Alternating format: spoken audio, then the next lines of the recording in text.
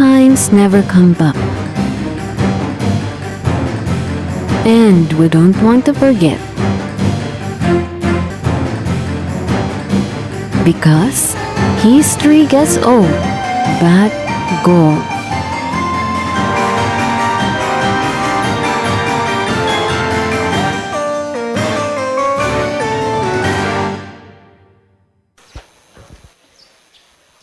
Amen. That was great. Oh, God is faithful to us. All right, let's all stand, please, and turn your Bibles now in the book of Matthew, chapter 6, or chapter 5, verse 6.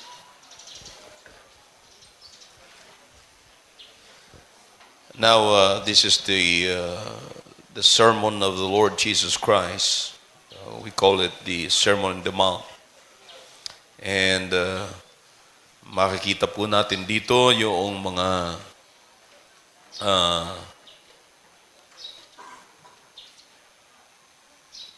preaching ng Panginoong Kristo about blessed, blessed, blessed, blessed. But I want you to focus your attention in verse number 6. Samantalang marami po siya rito binanggit about blessed and blessed and blessed, but with all those blessed na sinasabi ng Panginoon, gusto ko pong pansinin natin yung verse number 6. And I want to preach about that. The Bible says, blessed are they which do hunger and thirst after righteousness, for they shall be filled. Yung ibang mga sinasabi ng Panginoon, if you are, or blessed are the merciful, for they shall obtain mercy. But kaya ko po pinili ito because dito po sa lahat ng binanggit ng Panginoon, dito po nakalagay lahat yung blessing, because sabi ng Biblia, blessed are they who are hungering and thirsting for after righteousness, for they shall be filled. Okay? Lahat ay dito nakahang lahat yung mga blessings. Ye shall be filled. Alright, so I'm going to talk to you about the two words there, the hungering and thirsting. Tayo po ay sandaling manalangin. Dakilang Diyos, salamat po sa inyong salita. Salamat po na ang inyong mga anak ay makakapakinig ng inyong salita ngayon. Salamat po sa mga narinig po namin ng mga awitin, ng choir, ng special number. At sa presensya po ng bawat isa maging sa mga bisita po namin. Panginoon, pagpalain niyo po ang bawat isa sa pakikinig. Pagpalain niyo po ang bawat anak niyo na naririto ngayon. Naniniwala po ako, Panginoon, na from this message ay pwede po kayong mag-raise ng mga tao, Panginoon, ng mga anak niyo na matapat na maglilingkod sa inyo, and people that can bring more souls, more people in your ministry. Salamat po at gamitin niyo po ako ngayon. Yan lamang po ang gusto ko. Maging blessing po ako sa mga anak niyo. Maging makatulong po ako sa inyong mga anak niyo.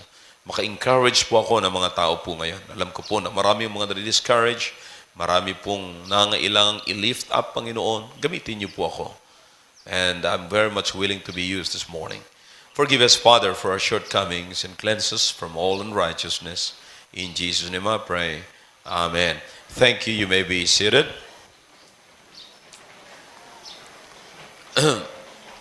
Nakita ko kanina dumating si Sister Lloyda Barcia. Sister Lloyda, pakitayo nga po. Yan, nandun sa dulo. Yan. Alam niyo, Sister Lloyda, yan ang kasama ko po noong araw noong 1987. Naalala ko po noong araw, nung ang congregation is about, pinakamarami na po yung 40. No, 40 kami noong araw. Nagsisimula pa lamang. Nagre-race po ako nung araw, bagong labas pa lang. Ang PA system namin kasi nung araw, yung maliit mini component lang kailangan namin ng medyo malakas-lakas na. So, nag-race ako ng local made na karaoke nung araw. At nagkakahalaga yata yun ng 7,000 noong araw ng mga bagong labas. 7,000. And 6 pa lamang ho kami. 6 kami na pwedeng maaasahan ng simbahan para magkasama-sama kami para makakuha kami ng ganong klase. Sabi ko, kaya kahapon binisita po namin siya. Sabi ko, naalala niyo po ba yun? And pagka may inaalala niyo po yung mga magagandang panahon, kung paano kayo nagsimula, napakaganda hong alalahanin. Kaya sabi ko, ang mga hindi ko makakalimutan ng mga tao, yung kasama ko nung ako'y nagsisimula. Meron tayong kasabihan, ang sino mang tao na hindi marunong lumingon sa kanyang pinanggalingan, matinikman ay malalim.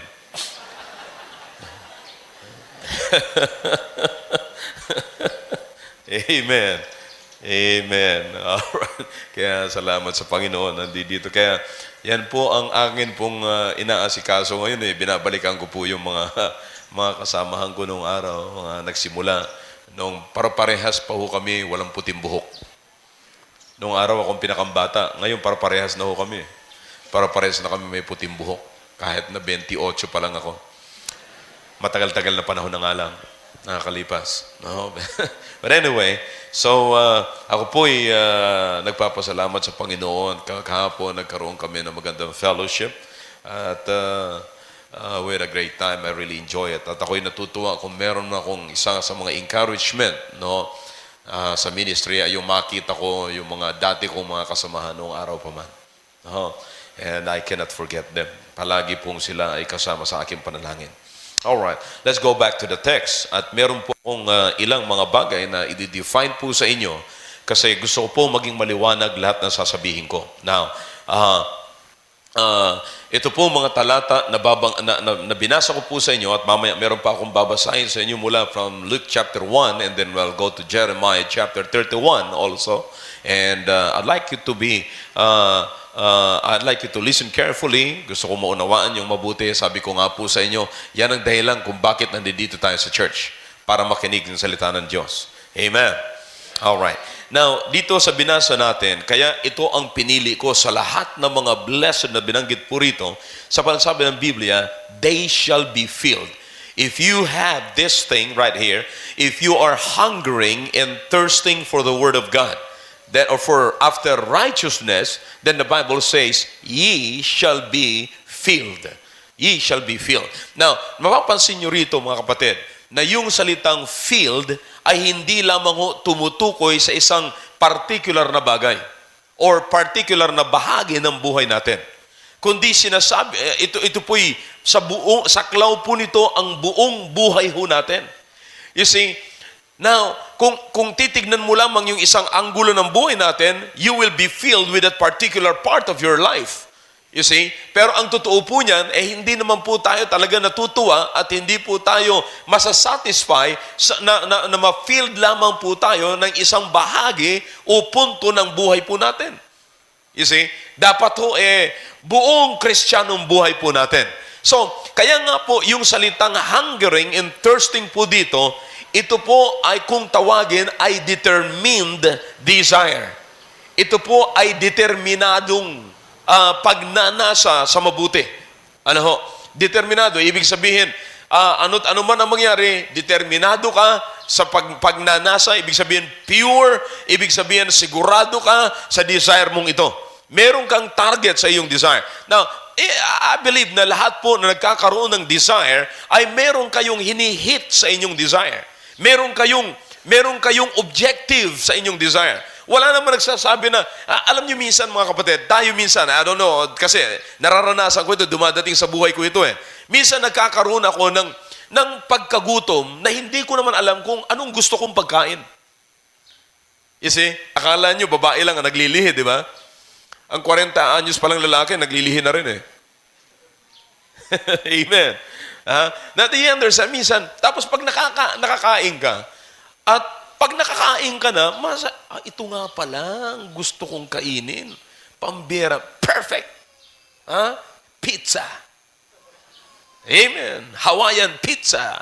No, pagdating sa mga ganyang pasta, pagtatanungin niyo ako anong gusto ko, pizza sigurado yan. Pero pagdating sa mga pagkain, walang ibang the best sa akin kundi may sabaw. May sabaw na murkon, may sabaw na... Oh, relax lang kayo, relax. Masyado kayong handang-handa na kayo. Yung iba sa inyo kaya hindi kayo tumatawa, ngumingiti kasi nagpapaantok na kayo. Ayaw niyong maistorbo sa inyong antok. Ha?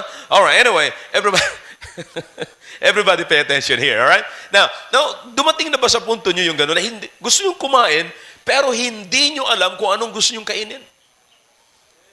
You see? Para bang naghahanap kayo ng mansanas na pink? But anyway, now, sa binasa po natin, kaya nga po yung salitang hunger and thirst, meron pong particular na bagay kung ano po yung iyong gustong, yung iyong desire. So this is a determined desire. You see, na walang pipigil sa iyo sa desire na yon. Now, in a very particular passage, makikita po natin, ang sabi ho ng Biblia, blessed are they which do hunger and thirst after righteousness. Now, ano yung kanyang pinagtutuunan or objective ng kanyang desire? The Bible says, after righteousness. Now, what is righteousness in this passage? Ano po ang ibig sabihin dito ng righteousness? Now, ang ibig sabihin po ng righteousness dito is conformity to the will of God. Conformity to the will of God. Now, in fact, sa letter ni Apostle Paul sa Romans chapter 12, meron pong binabanggit si Paul about conformity. Now, sabi ni Paul, be ye not conformed into the world. Ang warning po sa atin ay wag po tayong makonform sa sanglibutan. Now, yung bang sa salitang simple lamang na pananalita, yung salitang conformity, yung bang maging katulad ka. Alright? Maging katulad ka. Or sa iba pang mababaw pang pananalita, maging kamukha ka. You see? Now, alam niyo ba mga kapatid, sa mundong ito, habang nabubuhay tayo, hindi ho natin namamalayan, everybody look at this way, makinig kayo. Totoo, makinig kayo. Now, dito sa mundong ito, habang nabubuhay tayo, lumilingon tayo sa kaliwa, lumilingon tayo sa kanan, nakatingin tayo sa harap, lumilingon tayo sa likod, meron tayong mga nakikita, at sa dinami-dami ng mga nakikita natin, meron tayong nagugustuhan. At yung nagugustuhan natin, yun yung nag-i-influence sa buhay natin. And anything that influences our lives, then that is the very thing na nakukonform yung ating sarili doon sa bagay na yun. You see, minsan tumitingin ka sa mga tao, boy, may nagustuhan kang kilos ng tao, ewan ko ba kung bakit may mga lalaking nakakagusto sa kilos ng babae. Kaya pagka ang mga lalaki nagkilos ng babae, nakukonform na siya sa pagiging babae. No wonder kung bakit meron tayong ganyan. Alright? Nakakaintindihan tayo. Now, it's a part of conformity. Now, meron namang gustong-gusto na mahilig talaga sila sa mga bagay na makamundo. But in this case, mga kapatid, sabi ng Biblia, blessed are they which do hunger and thirst after righteousness. Now, ano po yun? Mapalad, ang salitang blessed dito ay mapalad at masaya. Mapalad, in a sense na ito'y sa Panginoon. You see, yan ang ibig sabihin niyan. Mapalad ang mga tao na ang kanilang pagkagutom at pagkauhaw ay ayon sa kalooban ng Panginoon. Sapagkat sila'y mapupuno, sapagkat matatanggap nila ang kanilang desire. Now, pagka kayo po, mga kapatid, nakarinig ng salitang hunger and thirst, lagi pong kalakip doon yung desire. Kaya ang sabi ko sa inyo, ang tawag ko po dyan ay determined desire. Determinadong pagnanasa. But pagnanasa na ayon sa kalooban ng Panginoon. Now, dito po sa unang, bibigyan ko muna kayo ng dalawang paliwanag tungkol po dito sa salitang righteousness. And then, babalikan ko po kung ano ang naibibigay kapag meron kang pagnanasa after righteousness. Now, the first thing is, in this passage, makikita po natin na yung righteousness ay ibinigay sa atin.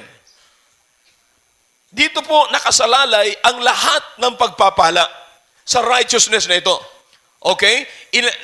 Pag meron kang righteousness, ang ibig sabihin niyan, nandiyan dyan, may possibility or very possible na matatanggap mo yung mga blessings ng Panginoon. You see? So, ito po ay unang-unang pinurchase ng Panginoon para sa atin. In fact, in the book of Romans, sabi ng Biblia, it was imputed to us. Ibinigay sa atin, pero hindi ho basta yung kinuha ng Panginoon, but was purchased by His own blood. You see, ibinigay ng Panginoon yan nung ang Panginoon ay namatay at inilibing at muling nabuhay, nadanak ang kanyang banal dugo, kaya binili niya mismo ng dugo. So, yung pong righteousness na yan, ibinigay po yan sa atin upang magkaroon po tayo ng maging human po tayo ng sabi nga po sa 2 Corinthians chapter 5 in verse number 17. If any man be in Christ, he is a what? New creature. You see? Kaya ibinigay po yung righteousness na yon, okay, upang tayo po ay maging human and also tayo po ay makonform sa image ng Panginoon. Now, alalahanin po natin na tayo po ay nilikha ng Diyos ayon sa kanyang kawangis. The Bible says, we are created in the image of God. Kaya lang po na wala po yung image na yun ng Panginoon nung ang tao po ay nagkasala. Natatandaan niyo po si Adan? Sabi ng Biblia sa Romans chapter 5 and verse number 12, as by one man sin entered into the world, so death passed upon all men, for all have sinned and come short of the glory of God. So lahat ay nagkasala. So nawala po yung image na yon, for there's none righteous, no, not one. Ang sabi ng Biblia. Ngayon, nung si Kristo po ay namatay, ibinigay ang kanyang sarili, ibinigay uli sa atin yung righteousness. Kaya nga po ngayon, tayo po ay nagkaroon ng tinatawag na new man. New man. Yan ho ang unang-una, bagong pagkatao. Ngayon, yung pong bagong pagkatao na ngayon, na bago ka pa lamang isinilang, makikita niyo po yan, unti-unting nakukonform sa image uli ng Panginoon. Alright? For example, nakikita po kayo dito sa atin ngayon, marami tayong mga babies dyan. Alright? Na huwag nyo nang tanungin kung sino ang magulang niyan. O minsan tatanungin nyo, sino ang magulang niyan? Sasabihin sa iyo, anak yan ni Tess, anak yan ni Louie, ganon. Now, alam ko na kung anong sunod na sabihin nyo. Anong susunod? Sino kamukha? Yeah? Sino kamukha? Makikita nyo ngayon, parang medyo nakukonfuse ka pa. Parang kamukha ni Tess. Tapos parang kamukha ni Louie. Malas naman. Parang, pero makikita nyo, habang lumalaki ho yung bata, nakikita mo talaga kung sino yung kamukha niya. Ibig sabihin, nakukonform siya minsan sa image ng father at minsan nakukonform siya sa image ng mother. So, naunawaan nyo na yung conformity. Amen. Alright. So, ngayon, yan ho ang righteousness na ang sabi ng Biblia na yan ang dapat na nasain ng bawat mananampalataya, ng bawat anak ng Diyos, na kinakailangang nasain natin na tayo ay makonform as a new man. Dapat makonform tayo sa image ng Diyos, sa image ng lumikha sa atin, sa image ng naglikha ng tao. You see, because the Bible says, we are created in the image of God. Alright? At ito pong pagnanasa nating ito, ay hindi ho ito pagnanasa. Ibig sabihin, ito po ay merong earnest. Grabe ho yung pagnanasa natin. Look, what the Bible says, napakahigpit po nung kanyang sinasabi po rito. Blessed are they which do hunger and thirst after righteousness, for they shall be filled. So, makikita po ninyo yung opportunity ng desire po rito na para bang sinasabi natin, give me this or else I die. I'll die. Mas gugustuhin ko pa na mamatay na lamang ako kung hindi ko makikita yan. Makukuha yan. Nakita niyo po ba yung desire ng isang bata? Yan ang magandang gawing huwaran eh. Yung desire ng isang bata, yung bata hindi talaga yung titigil hanggat hindi niya nakukuha. Maging yung baby, di ba? Yung baby, iyak ng iyak. Ano, kahit na anong ginawa mo ng pambobola, anong nangyari sa baby ko? Anong nangyari sa cute na baby ko? Nanay lang naman nagsasabi nun eh. Cute. Pero pag pinakita mo sa tao, ano ba nangyari sa... Yeah. Alam nyo minsan, kung bakit ang bata umiiyak pagkalabas sa paglabas niya? Pag umiiyak, minsan, kaya siya naiiyak, nafi-figure out niya na kung kanino siyang kamukha. Kaya grabe ang iyak nung anak ni Louie nung siya inilabas sa bahay bata ni Tess eh. Pero yung mga anak ko, hindi man lang sila umiyak nung pagkalabas ko. Kung hindi lang ho pinilit na paluin nung nung nagpanganak sa kanya, hindi talaga iiyak. Oh. Kaya pinalo kasi pinapalo. Kasi tawa ng tawa. Kaya pinaiyak na lang. Anyway, amen. Ito, tuwa sila. Tuwa ako. Si tatay ang tatay ko. Yung anak ni Louie, iyak ng iyak. Kaya makita yung iyakin ngayon kasi na-figure out niya na kung ano magiging future niya. But anyway, makikita niyo po yung bata, mga kapatid. Makikita niyo po yung bata, iyak ng iyak yan. You see, hanggat hindi niya nakukuha yung kanyang desire. You understand that? Titigil lamang ho yan pagka ibinigay mo na yung tsupon. O sige na. Akala natin kasi yun ang hanap. Hindi natin alam, may langgam pala sa puwet. Iyak ng iyak, suka ng gatas. Gutom pa rin, akala natin gutom. Kasi hindi nagsasalita ang baby. Ayun, huli na nang nakita mo, na busog na yung langgam.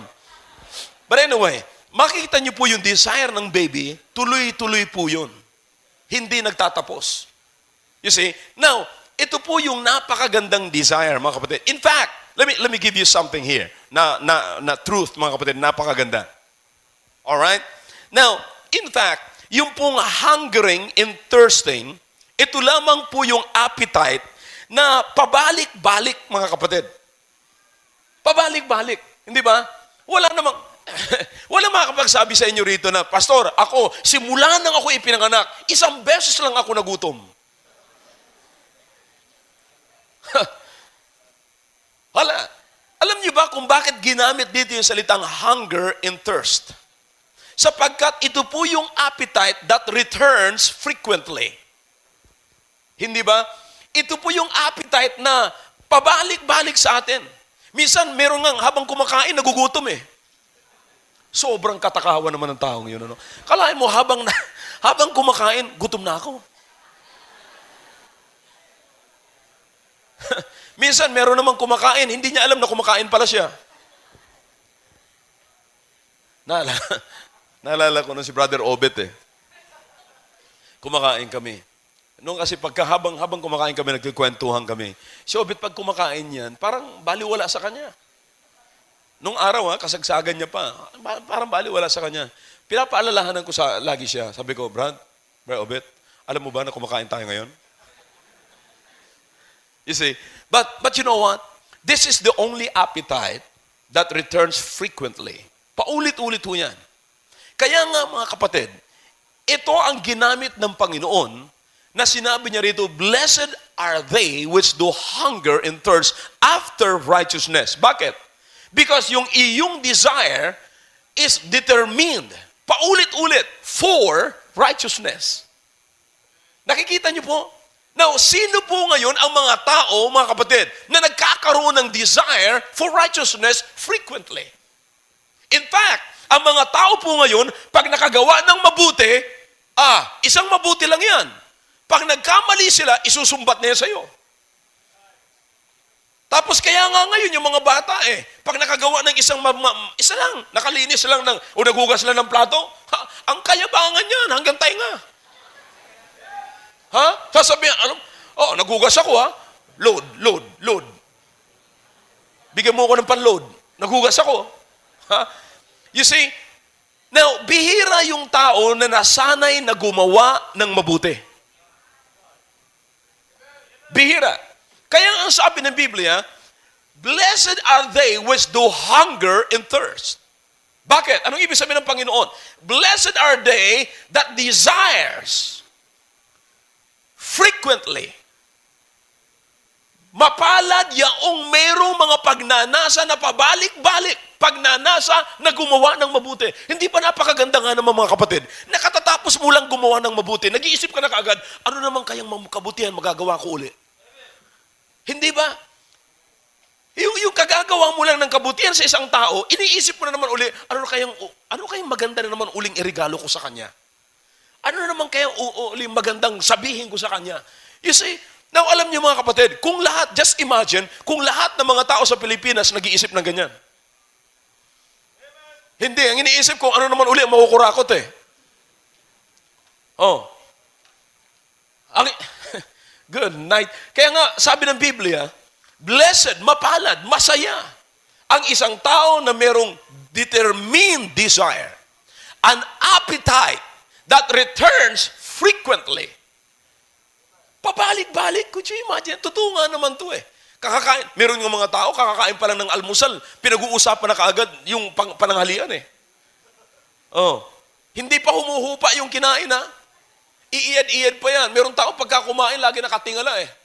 Kasi pagka tumungo siya ng ganyan, malalaglag na yung kanyang kinain.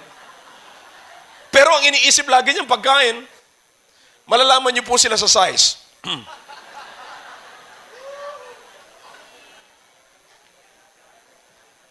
You see, this is again, don't forget this. Just imagine na ikaw yung isang Kristiyano na nag-iisip ka lagi kung paano mo uli magagawa yung kabutihan. Now, you see, at ang sabi ng Biblia, blessed are they which do hunger and thirst, and then the Bible says, for they shall be filled. Now, alam nyo, ang isang pagnanasang ito, mga kapatid, ito yung laging nagnanasa at laging tumatawag, laging merong panawagan na laging fresh ang kanyang pagnanasa.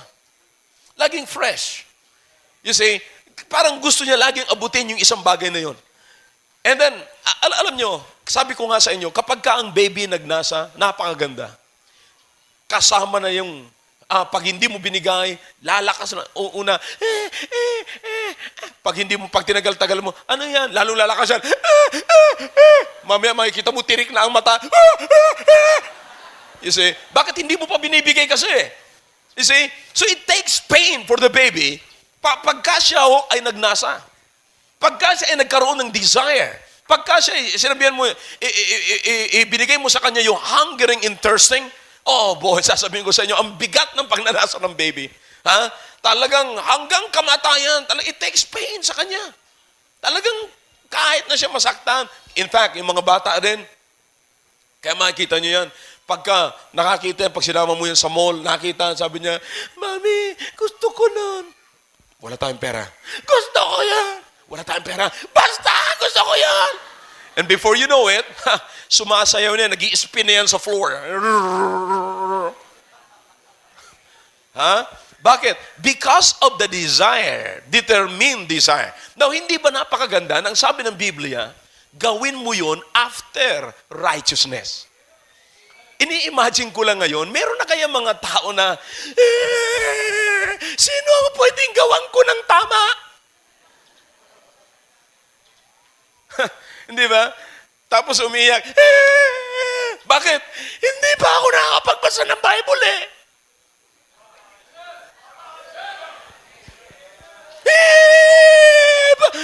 Wag mo ako iwanan. Gusto kong pumunta sa church. Gusto kong mag-offering.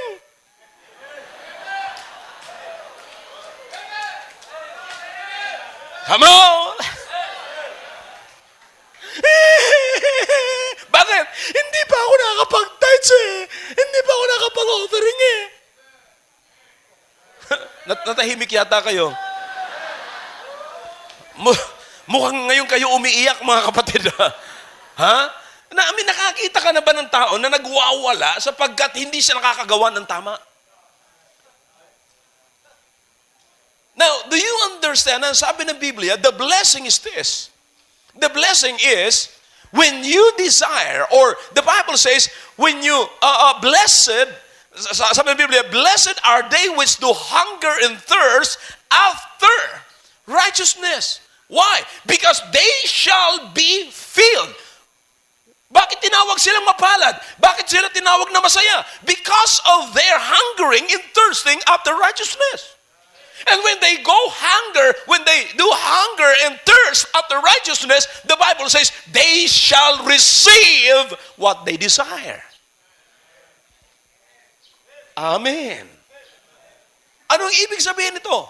Habang ang isang tao nga naman nagsasabing, gusto ko ng ganito, gusto kong gumawa ng ganito, gusto ko to. Ano sasabihin ng tao? Habang ginagawa mo yan araw-araw, yung kabutihan, unti-unti na ikaw ay nakukonform again into the image of God. Alam nyo, yung mga lumalayo sa Panginoon, unti-unti nagiging kamukha ng dyablo. Pero yung lumalapit sa Panginoon at araw-araw, meron kang pagkauhaw, pagkagutom. Hindi ko sinasabing ikaw, kapatid, ay perfect. Ha?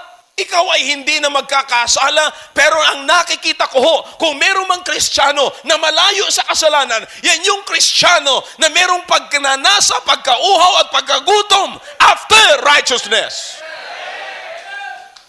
Subukan nyo araw-araw. Magbasa kayo ng Book of Proverbs. Manalangin kayo. Mag-isip kayo. Mag-pass out ng tracts. Sino kaya ang masisharean ko ngayon? Sino kaya ang mabibigyan ko ng tracts ngayon? Sino kaya ang pagsasabihan ko ngayon? Kapatid, pag-pray kita, I'll pray for you. I'll pray for you. I'll pray for you. You think about goodness. At araw-araw iisipin mo yung kabutihan na magagawa mo sa kapwa mo. Kapatid, pag araw-araw nag-iisip ka na kung anong magagawa mo sa kabutihan sa iyong kapwa, hindi ka makakaisip ng masama para sa iyong kapwa.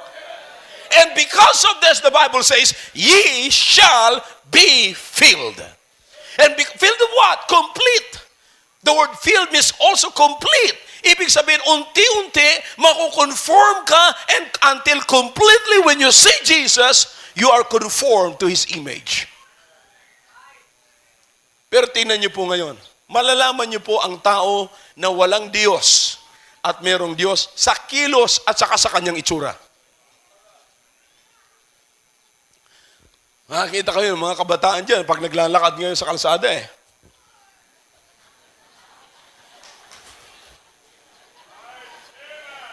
Kahit walang tugtog, sumasayaw yan. Kasi naiisip lagi nila yung naririnig nilang tugtog. Oh, by the way, pagka kayo laging nanonood ng television, tandaan nyo ito, mahihirapan kayong matulog. Bakit? Kasi kahit na nakapikit yung mata nyo, kasi ang unang pipikit dyan, yung mata nyo, kasi yung mata nyo ang napagod. Pero yung imagination nyo, yung registration, yung lahat ng na-register dyan, buhay pa rin yun. Kaya makita nyo hanggang sa panaginip, sumasayaw pa rin kayo. Kaya makita nyo, kinabukasan, bakit ang hirap nyong gumising? Alam nyo kung sino mga bata na mahihirap gisingin? Yung matatakaw sa telebisyon. Saka sa computer.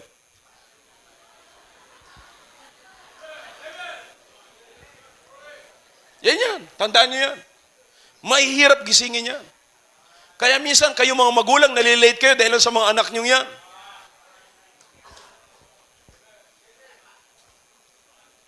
Now, ang sabi ng Biblia, God is trying to conform us back to His image. Bakit? Nawala po ito nung tayo po ay bumagsak, yung tao ay bumagsak. And now, God wants us to get back and to be conformed to His image. Sa paano pamaraan?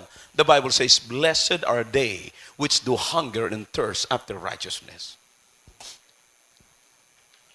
Bakit? The Bible says they shall be filled. Now, turn your Bibles in the book of Luke, chapter 1.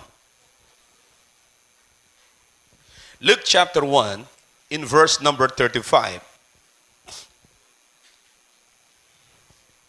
I'm sorry, verse number 55. Or 53 this time, 53.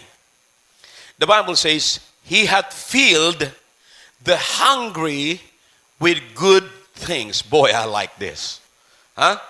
He hath filled the hungry with good things. And, notice that, the rich he hath sent what? Empty away. Alam niyo kung bakit, mga kapatid? Kasi karamihan ho na mga meron na, mga mayayaman in material things, no? In material things. Yan yung ang hirap ng papasukan ng salita ng Diyos. Kasi sa kanila, ang akala nila, kapag ka mayaman ka, ibig sabihin, maka-Diyos ka. Kasi ang katuwiran nila, hindi naman ako pagpapalain ng Panginoon kung hindi ako matuwid sa Kanya eh. Kaya ako may pera kasi, alam mo, all right ako sa Panginoon eh. Sa bentahan yan. Komisyon yan. CTA yan. North Trail yan. Saka South Trail. Oh. Kaya sabi ng Biblia, I sent them away empty. Pero ang sabi ng Biblia, I'm filling the hungry soul with good things. Boy, kapatid, I don't know about you, pero kapatid, hindi madali ang dating dito sa akin. Kung tayo po, kung gusto rin na rin lang naman natin mapuno ang ating utak, punuin na natin ng mabuting bagay. Kung gusto nating mapuno ang ating puso, punuin na natin ng mabuting bagay. Kung gusto natin punuin ang ating pamilya, punuin na natin ng magandang bagay. Kung gusto natin punuin ang ating tahanan ng mga bagay, punuin na natin ng magandang bagay. Hindi ba napakaganda niyan? Akalain mo pag nagsasalita ka, ang daming makikinig sa iyo sapagkat punong-puno ng magagandang wisdom ang iyong sinasabi. Huh? Not only that, let's go to Jeremiah. Jeremiah chapter 31, please. Jeremiah chapter 31 in verse number 25. Notice what the Bible says here. Verse number 25. For I have satiated the weary soul, and I have replenished every sorrowful. Now, ang ibig sabihin po niyan, satiate means filled abundantly. Filled abundantly. Pinuno niya abundantly. Kaya mapapansin po natin, na sabi ng Biblia, sabi ko sa inyo kanina, kaya pinili ko po ang talatang ito sa lahat ng napakaraming binanggit ng Panginoon dito about blessed, blessed, blessed, blessed. Sabi ng Biblia, for you will be filled abundantly. Blessed are they which do hunger and thirst after righteousness, for they shall be filled abundantly. They shall be conformed to the will of God. And it means satisfaction. Feeling abundantly means satisfaction. You see, alam niyo mga kapatid, ang hanap ng tao ay yung magkaroon siya ng supply abundantly. Supply abundantly. Yan ang gusto ng tao. But you know what? Mga kapatid, ang sabi ng Biblia, if you will do hunger and thirst after righteousness, you shall be filled abundantly. It means you will have satisfaction in your life. And to be honest, brethren, ang mga tao lamang na merong satisfaction ay yung gumagawa ng matuwid para sa Panginoon. Yan yung nakakagawa ng araw-araw. Sa totoo lang eh. Ngayon ko lang sa inyo nadala ang mensaheng ito, pero you think about this and consider this. Kayo mismo maniniwala sa akin na pag nakagawa kayo ng kahit isang maliit lamang na kabutihan sa tao na hindi hinihingi sa iyo ng tao, tuwang-tuwa tayo. We feel like we're on, we're in, and we're satisfied. Di ba? Nafe-feel natin yun na parang I'm all right sa gabi. Kahit na matapos na ang buong maghapon kasi nakagawa na ako ng kabutihan at nakita ko natuwa yung kapwa ko. Hindi ba? Now the Bible says, kung palagi ho tayong nagkakaroon ng ganitong klaseng desire, Makakagawa ako ng tama. Pag nakakita ako ng kapwa ko, gagawin ko ng tama. Pag nakita ko yung kaaway ko, gagawin kita ng tama. Yun ang mahirap na. Doon na tayo nag-iisip. Ang iniisip na natin, mahirap na natin gantihan ng ngiti yung taong nakasimangot sa atin. Sabi niya, alam mo, nakasalubong ko siya, sinamangutan ako, ginanunan ko nga rin siya. Yan ang normal sa tao. Aba, hindi niya ako pinapansin, hindi ko rin siya pinapansin. Bakit? Sino ba siya? Pero bira ang tao nagsabing, ako hindi niya pinapansin, pero alam mo, lagi ko siyang binabati. Pag nakakasalubong ko siya, na nakasimangot siya, lagi kong iningitian. Alam mo, nung initian ko siya, lalong nagsimangot. Alam mo, ginawa ko, lalo ko rin siyang initian.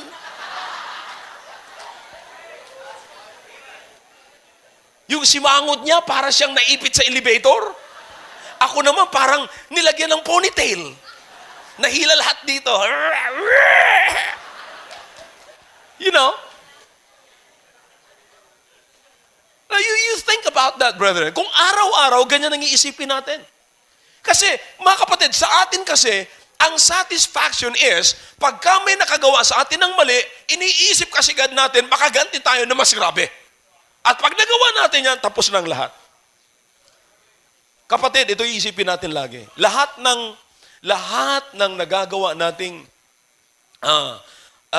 kabutihan sa tao ay kagagawa ng Diyos. Lahat na nagagawa natin, maging sa ating kaaway, kagagawa ng Diyos. Lahat ng nadidiscover natin ginagawa na mali ng tao sa atin, Diyos lahat ang nagre-reflect niyan sa atin lahat. Nagpapakita sa atin lahat. Diyos lahat. And you know what? Kung lahat ang Diyos ang nag-a-accomplish ng lahat ng kabutihan po natin, then let's give God the victory. Let's give God the honor. Let's give God the praise. Minsan, kapatid, gusto nating kuhanin at gusto nating tapusin ang sarili nating kamay, and the more na napapahamak tayo. But consider this message this morning. Sino ngayon, mula ngayon isipin nyo, sino ngayon ang pwede kong magawa ng kabutihan?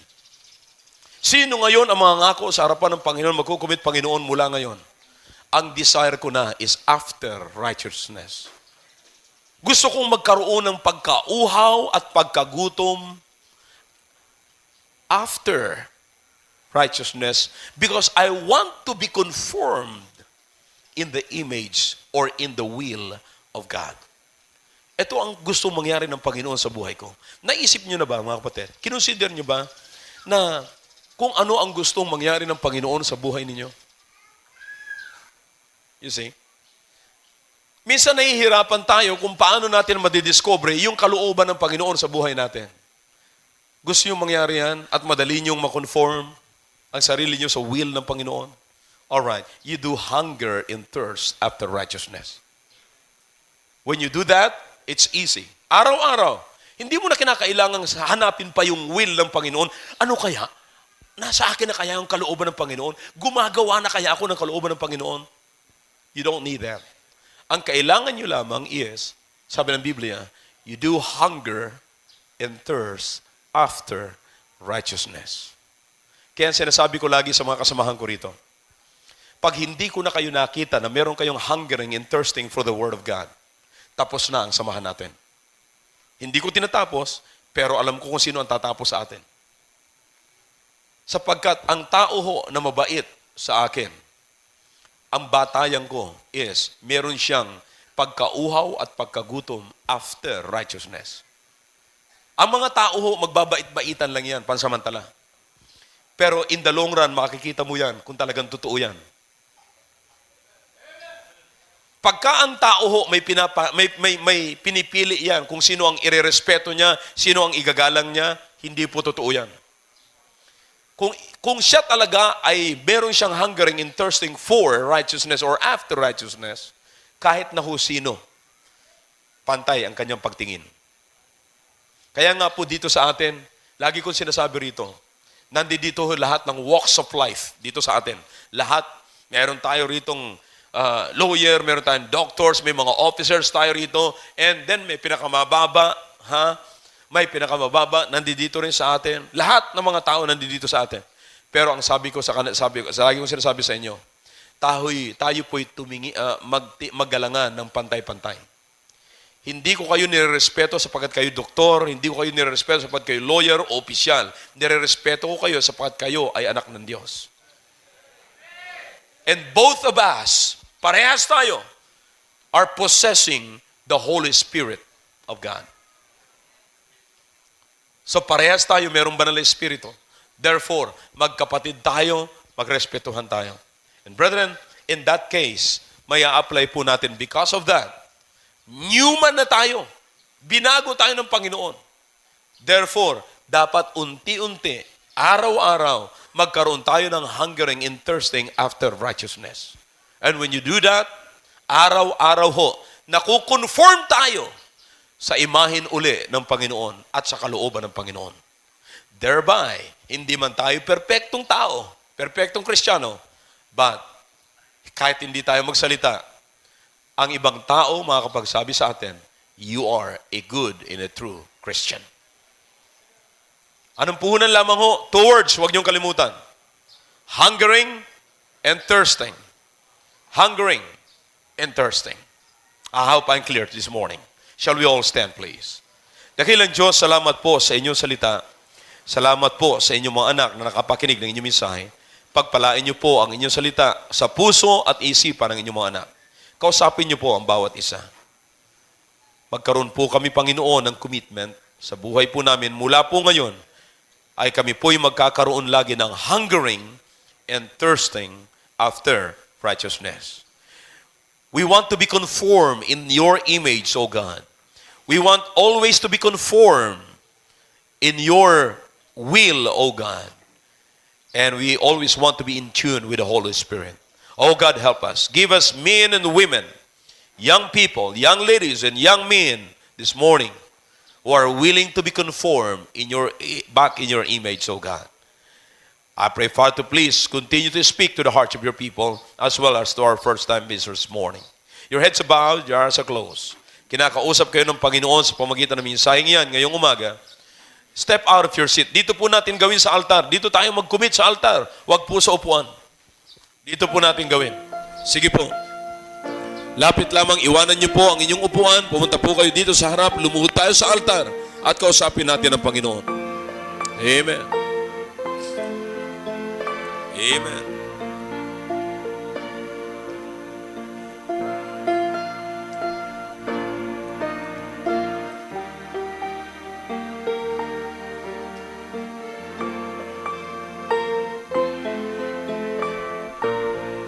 Amen.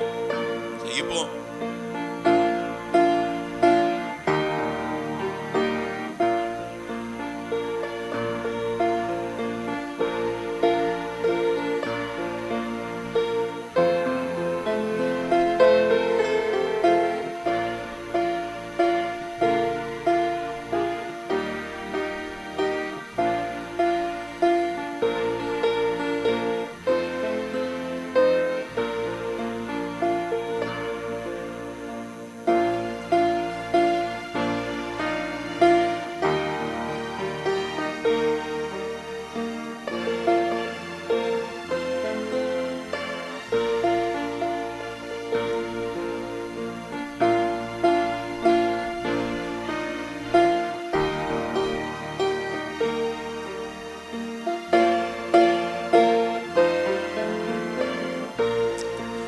Dakilang Diyos, marami pong salamat sa inyong mga anak na tiklop-tuhod na lumapit po sa inyong harapan ngayong umaga. Salamat po sa bawat isa. Salamat sa pagtanggap sa inyong salita, O Diyos. Salamat sa puso na ipinagkaloob niyo po sa amin ngayon na bukal po namin tinanggap ang inyong salita. O Diyos, pagpalain niyo po ang bawat isa. Alam po namin, Panginoon, na ito po ang aming problema, ito po ang aming kailangan. Kailangan po namin magkaroon kami ng hungering and thirsting for Thy Word. Continue to speak to the hearts of your people, O God. Hindi lamang po dito sa loob ng simbahan, kundi maging sa paglabas po namin, ang iisipin po namin, ano po ang magagawa namin sa mga tao. O God, help us always to be conformed in your image and in your will. Thank you, Father. We're giving you back the glory and honor in Jesus' name. Amen. Everyone stand, please. Everyone stand. Lahat po tayo nakatayo.